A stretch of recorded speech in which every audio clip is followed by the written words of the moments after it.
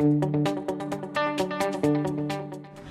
I'm Gabriel Wong, and I'll be speaking to Paul Gunning from Tribal DDB at the Yahoo Asia Client Summit in Hanoi, Vietnam. How is social media impacting Asia from a marketer's perspective? Well, we know that social is having a tremendous amount of impact on how our clients market.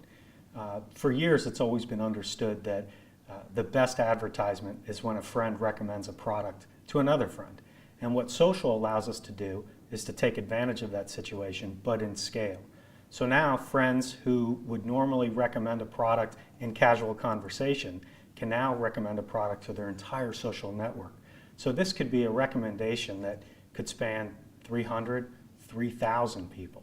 So looking at the consumer as being almost a source of media is exactly what's so attractive to it for our clients.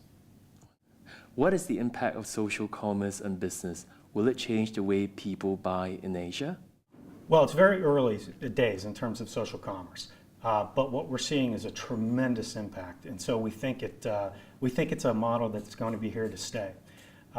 What social commerce allows our clients to do is to put an offer in front of a few customers at one time, and then they actually become the catalyst to taking that offer out to their entire social network. So while they may offer it to 200 or 300 people, in order for the social commerce deal to be relevant, it's got to get to 2,000 or 3,000 people. And that's what the consumer does on behalf of the brand. They're the ones who put the offer out to the larger scale audience. From there, the transaction points have been amazing. We've seen clients get literally as much as 50% of all people that receive the deal actually buying the product. So we're incredibly bullish about the idea of social commerce. We think it's going to completely change. We think it's going to actually add a whole new sales channel to what our clients are already doing in their stores and in their online stores. Wonderful. Looking beyond social, are there other digital trends that marketers in Asia should be aware about? Well, especially in Asia, mobile is absolutely dynamic and large scale for us. We not only know that the mobile penetration vastly is larger than landline internet or even wireless internet, but whole populations are bypassing the computer and completely getting online just by mobile.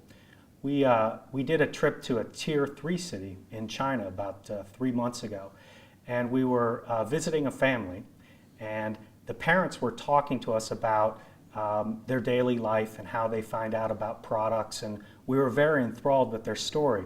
But the whole time we noticed their 15-year-old daughter was sitting in the background on her mobile phone. And so after we finished with her parents, we went over to her and said, "What are you doing?" Because she never looked up. She was social networking the entire time, only from her mobile. They had no computer. She must spend 3 hours a day on her mobile device, Wow. specifically in a social context. What advice do you have for marketers in Asia who are looking to get ahead of digital? I think it does take, you need to be brave. We don't have all the answers, but if you look at the time spent that consumers are spending in these devices, if you look at the impact they're having on society at large, it's clear that this represents a medium, a channel, and an opportunity unlike any other. But it's going to take a little bit of experimentation on behalf of each marketer. What works for a financial services company isn't going to necessarily work for a telecommunications company. But if you look at different advertising techniques over the years, television is what it is, and it's great, but a television advertisement generally had the same meaning or strategy, getting awareness, for a telecommunications company as well as a financial services company. But that's not going to be the case in digital. Each industry is going to have to find out what works best for them and then actually scale from there. Wonderful. Thank you, Paul. Thank you for your time. Thank you.